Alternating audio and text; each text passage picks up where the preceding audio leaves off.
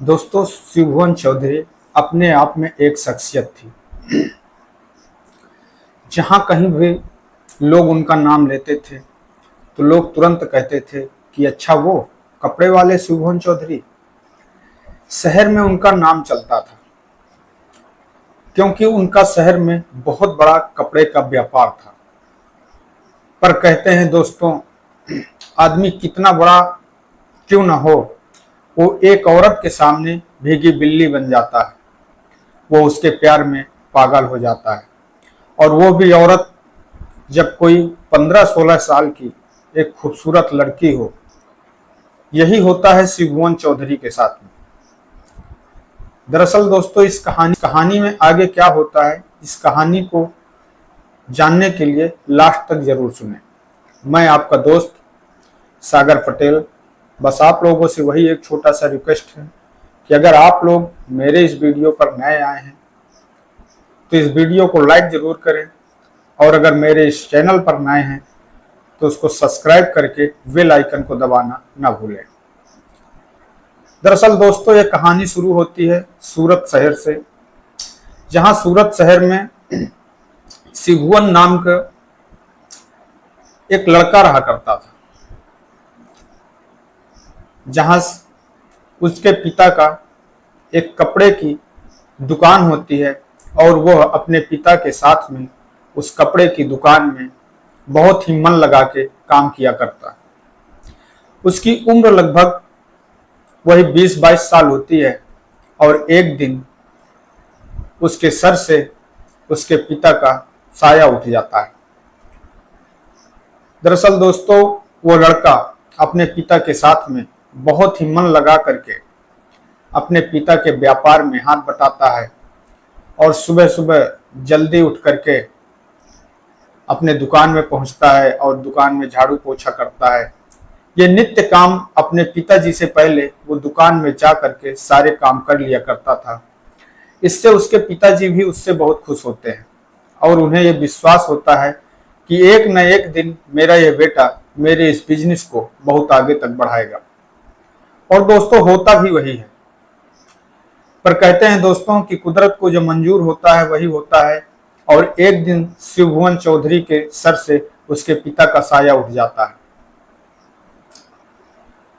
और वह अकेले अपने कारोबार को संभाल लेता है और अपने कारोबार को बढ़ाने लगता है।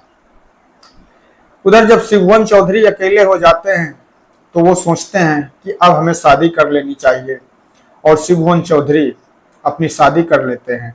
और जिस समय उनकी शादी होती है उस समय उनकी उम्र वही 23 से 24 साल होती है। शिवभुवन की पत्नी इतनी सुंदर होती है, देखने में बहुत ही खूबसूरत होती है, कि उनके दोस्त जब उनकी पत्नी को देखते थे तो कहते थे कि आपकी पत्नी तो इतनी खूबसूरत है कि तो ऐश्वर्या राय जैसे लोगों को भी फेल कर देती है। और अपनी पत्नी की खूबसूरती की चर्चा सुन करके शिवभुवन भी अपने मन ही मन बहुत खुश होते थे। शिवभुवन की शादी को धीरे धीरे 5 साल बीत चुके होते हैं, पर उनको कोई औलाद नहीं होती। दरअसल दोस्तों, शुरुआत में शिवभुवन भी नहीं चाहते थे कि उनको औलाद हो, क्योंकि उन्हें ऐसा लगता था कि अभी हम अपना कुछ समय अपने पत्नी के साथ में वो एक अच्छे से गुजारना चाहते थे। क्योंकि अगर औलाद हो जाती है, बच्चे हो जाते हैं, तो उसके बाद लोग ऐसा मानते हैं कि जो पत्नी का प्यार होता है वो बच्चों की तरफ बटने लगता है और बच्चों की तरफ खींचने लगता है। बहुत सारी सावधानियां बरतनी पड़ती हैं। इसलिए शिवभुवन शुरू में तो बच्चा चाहते ही नहीं थे, पर धीरे धीरे ये समय 5 साल का हो जाता है और उन्हें कोई औलाद नहीं होती। उधर दोस्तों, शिवभुवन के घर में एक उनका ड्राइवर रहा करता था, जिसका नाम नरेश होता है। और नरेश की पत्नी शिवभुवन के घर में कपड़े धोने का काम करती थी, और नरेश शिवभुवन की गाड़ी चलाता था, ड्राइवर का काम करता था। नरेश को एक पुत्री होती है जिसका नाम होता है राखी। और राखी की उम्र जैसे ही 8-10 साल की होती है, वैसे ही नरेश की पत्नी का निधन हो जाता है। और नरेश की जो बेटी होती है राखी, वो घर में अकेली हो जाती है तो नरेश अपनी बेटी को शिवभुवन के घर पे रख देते हैं, जिससे कि उसकी अच्छे से परवरिश भी हो जाती थी और काम के कुछ पैसे भी मिल जाते थे। इधर समय धीरे धीरे बीतता जाता है और अब समय लगभग शिवभुवन की शादी का 10 साल हो चुका होता है, पर उसे कोई औलाद नहीं होती। इस बीच पत्नी कई बार शिवभुवन से इस बात के लिए कहती है कि आप चलिए किसी अच्छे डॉक्टर को दिखाते हैं, कोई अच्छा सा चेकअप करवाते हैं, पर शिवभुवन जो थे वो काम में इतना व्यस्त रहते थे कि इन बातों को टाल देते थे। वो कहते थे कि जब ऊपर वाले की मर्जी होगी तो हमें बच्चा जरूर हो जाएगा, और समय बीतता जाता है। उधर जो शिवभुवन के घर में राखी काम किया करती है वो बहुत ही होनहार लड़की होती है। वो शिवभुवन की पत्नी को, अपनी मालकिन को कोई भी काम नहीं करने देती थी। जैसे उनकी मालकिन कोई काम करने को चलती थी तो वो तुरंत उनको रोक देती थी और कहती थी कि मालकिन हम हैं ना, हम ये सारा काम करेंगे, आप केवल बैठिए और देखिए। इसलिए शिवभुवन उस लड़की को अपने घर का एक सदस्य की तरह मानते हैं। उनकी पत्नी भी उस लड़की को अपनी सदस्य की तरह मानती हैं और वो सारे लोग बहुत अच्छे से हिल मिलकर रहा करते हैं। पर उधर जब नरेश की पुत्री राखी 16 साल की हो जाती है और उसके शरीर में वो यौवन आने लगता है, और जब वो बहुत ही सुंदर होती है, देखने में उसके नयन कच्छ, उसके शरीर के अंग बहुत ही सुंदर होते हैं कि उसकी सुंदरता को कोई भी देखे तो मोहित हो जाए। समय बीतता जाता है और धीरे धीरे जब राखी 16-17 साल की हो जाती है, जवान हो जाती है, तो उसके एक मोहल्ले के लड़के से संबंध हो जाते हैं। और यह बात जब शिवभुवन को पता लगती है तो उन्हें थोड़ा सा इस चीज का ऐतराज होता है, क्योंकि वो एक अच्छे खानदान से थे, एक बड़े बिजनेसमैन थे, और उनके घर पे जो काम कर रही थी लड़की, जो काम कर रहा था उनका ड्राइवर, वो उसे अपना परिवार जैसा मानते थे। इसलिए उनको इस चीज का थोड़ा सा चिंता रहती है कि आखिरकार अगर मेरे दोस्त जानेंगे, मेरे साथी लोग जानेंगे तो क्या सोचेंगे। इस बात को लेकर के वो चिंतित रहते थे, मगर फिर भी वो उस पर ज्यादा गौर नहीं करते और ये काम चलता रहता है। धीरे धीरे जैसे जैसे समय बीतता जाता है, शिवभुवन को ऐसा लगता है कि जो राखी होती है, उनकी नौकरानी होती है, वो शिवभुवन की तरफ गलत तरीके से इशारे करने लगती है, और ऐसे गंदे इशारे करने लगती है, उसे देख करके शिवभुवन को ऐसा लगता है कि आखिरकार ये राखी हमसे चाहती क्या है। वो कभी उनके बगल से निकलती तो उन्हें टच कर देती, कभी वो सोफे में बैठे होते तो उनके बगल में जाकर के बैठ जाती। शिवभुवन समझ चुके थे कि जरूर ये कुछ ना कुछ हमसे चाहती है, कुछ ना कुछ हमें कहना चाहती है, पर वो अपने कदम पीछे नहीं हटाते। और एक दिन जब वो अपने बाथरूम में नहा रहे होते हैं, उसी समय वो जान करके राखी को तौलिया लेने के लिए बुलाते हैं, क्योंकि उस समय जो शिवभुवन की पत्नी होती हैं, राखी की मालकिन होती हैं, वो घर से थोड़ी दूर पर मंदिर में पूजा करने के लिए गई होती हैं और घर पर कोई नहीं होता। और यह मौका देख करके शिवभुवन जब राखी को तौलिया लेने के लिए बुलाते हैं और वो तौलिया देने के लिए जाती है तो दरवाजा खुला होता है और वो सीधे बाथरूम के अंदर चली जाती है। उस समय राखी और शिवभुवन के बीच में कुछ अनैतिक काम तो होते हैं, पर वो लोग संबंध नहीं बनाते। और उसके बाद में फिर 2-4 दिन बीतते हैं और 2-4 दिन के बाद एक दिन शिवभुवन जब घर पर अकेले होते हैं, उस समय राखी उनको चाय देने के लिए जाती है और जैसे ही चाय का कप उन्हें पकड़ाती है, पकड़ाते हुए बोलती है कि आप नपुंसक है, और ये सुन करके शुभवन को ऐसा लगता है कि आखिर ये मुझे ललकार रही है, और वो सोच लेते हैं कि चलिए मैं इसको दिखाता हूं कि मैं नपुंसक हूं कि नहीं हूं। क्योंकि उनकी पत्नी डेली सुबह पूजा करने के लिए मंदिर में जाती है, और वो समय घर पर वो दोनों अकेले रहते थे। और एक दिन यह समय पा करके शिवभुवन राखी को अपने बेड पर पटक देते हैं, और उसके साथ में वो सब सारे संबंध बनाते हैं जो एक पति और पत्नी के बीच में होता है। यह कृत्य एक बार नहीं, इसके बाद में लगातार चलता रहता है। एक दिन राखी शिवभुवन से कहती है, एक बात कहती है कि हम आपको एक बात बताने वाले हैं। तो शिवभुवन कहते हैं कि बताइए। तो कहती है कि इस महीने हमारे माहवारी नहीं हुई, ऐसा लगता है कि हम प्रेग्नेंट हो चुके हैं।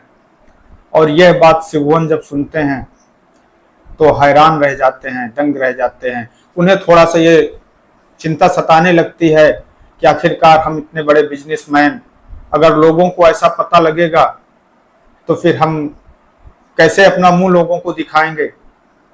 वो कहते हैं कि चलिए कोई बात नहीं, हम आपको दवा दिलवा देते हैं और आप दवा खा लीजिए और ये बच्चा गिरा दीजिए।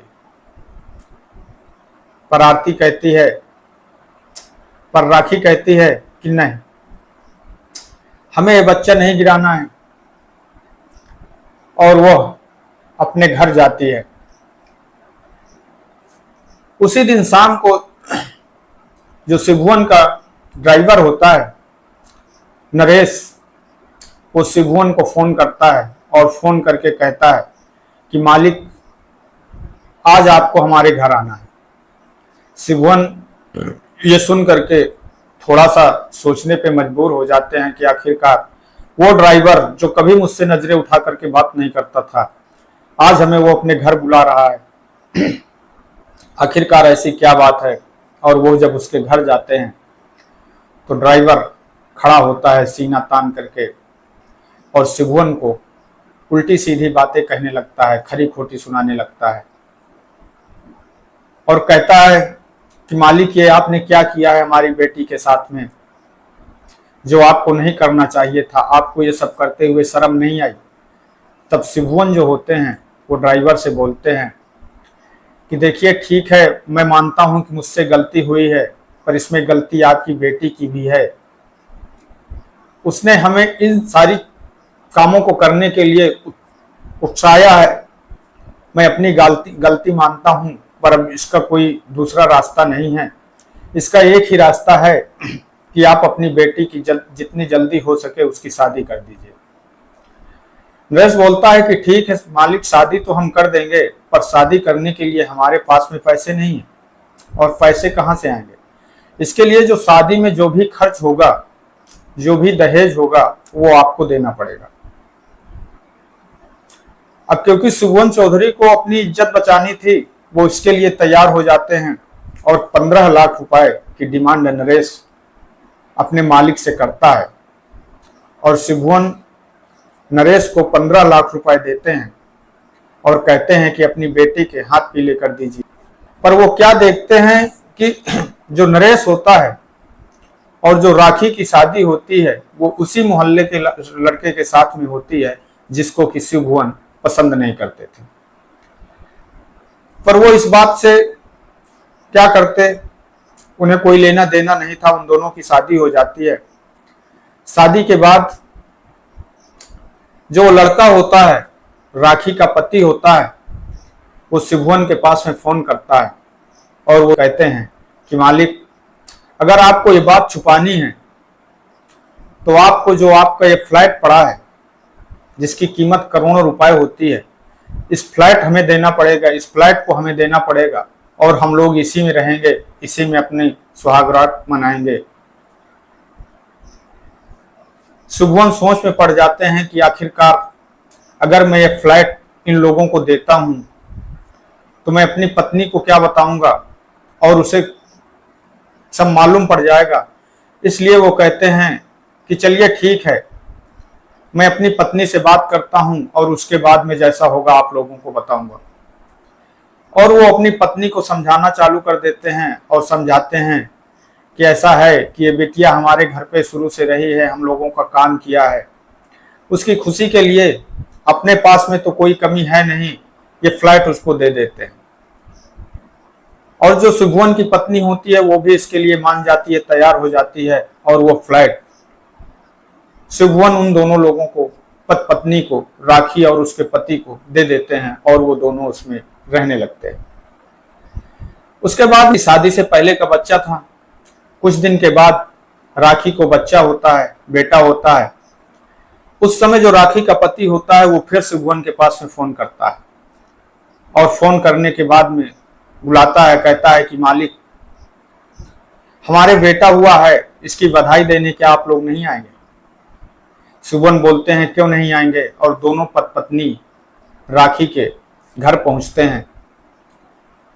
और जब घर पहुंचते हैं तो जो राखी का पति होता है वो शिभुवन के सामने एक शर्त रखता है, कहता है कि मालिक वैसे भी ये बच्चा तो आप ही का है, इस बच्चे को आप गोद ले लीजिए और उसके बदले में हमें 25 लाख रुपए दे दीजिए, वैसे भी आपको कोई औलाद नहीं है। और ये बात जब शिभुवन अपनी पत्नी से कहते हैं कि क्या हम इस बच्चे को गोद ले लें क्योंकि हमें वैसे भी कोई संतान नहीं है, तो उनकी पत्नी शिभुवन से एक बात बोलती है कि बच्चा आप गोद ले लीजिए, हमें कोई दिक्कत नहीं है, पर उससे पहले आप एक बार अपना चेकअप करवा लीजिए। हो सकता है कि कल को हमारे कोई संतान हो जाए और हम इस बच्चे को गोद ले लें, फिर हमारा प्यार इस बच्चे से कम होने लगे। शिभुवन को यह बात समझ में आती है और वो डॉक्टर के पास में जाते हैं और अपना चेकअप करवाते हैं। जो चेकअप की रिपोर्ट आती है दोस्तों, वो देख करके शिभुवन एक बार सोचने में मजबूर हो जाते हैं कि आखिरकार ऐसा कैसे हो सकता है, क्योंकि इस रिपोर्ट में साफ साफ होता है कि शिभुवन एक तरह से नपुंसक थे, जो बच्चा पैदा करने की उनके अंदर क्षमता नहीं थी। उनके अंदर वो शुक्राणु नहीं होते जो एक आम इंसान के अंदर होते हैं, जिनसे लोगों को संतान का सुख मिलता है। और जब यह बात शिभुवन को पता लग तो राखी और उसके पति के पास में पहुंचते हैं और उससे कहते हैं कि ये बच्चा तो अब हमें गोद नहीं लेना। तो बोलते क्यों? तो कहते हैं क्योंकि ये बच्चा मेरा है ही नहीं। तब उसका पति कहता है कि आखिरकार ऐसे आप कैसे कह सकते हैं कि ये बच्चा आपका नहीं है? आपने राखी के साथ में संबंध बनाए हैं, आपने उसके साथ में सेक्स किया है, बच्चा आप ही का है। तब शिभुवन कहते हैं कि ये देखिए मेरी रिपोर्ट, इसमें साफ साफ लिखा है कि मैं बच्चे पैदा कर ही नहीं सकता, तो फिर यह बच्चा मेरा कैसे हो सकता है? और आप लोगों ने जो मेरे साथ में ये फ्रॉड किया है, मेरे साथ में ये ठगी किया है, इसके लिए मैं आप लोगों को सजा जरूर दिलाऊंगा। क्योंकि दोस्तों ये एक ठगी का नया मामला था, बहुत अच्छी तरह से शिभुवन को ठगा गया था। और वो पुलिस को फोन करते हैं। पुलिस को फोन करने के बाद में वो सारी हकीकत पुलिस को बताते हैं। पुलिस उन तीनों लोगों को गिरफ्तार कर जेल भेज देती है। दोस्तों, इस कहानी को सुनाने का उद्देश्य किसी को ठेस पहुंचाना नहीं है, बल्कि आप लोगों को सतर्क करना है कि आप जहां भी रहें सावधान रहें, अपने कदम सोच समझ करके रखें, सोच समझ करके बढ़ाएं। मैं आपका दोस्त सागर पटेल इन्हीं शब्दों के साथ में आप लोगों से विदा लेता हूं। जय हिंद, जय भारत।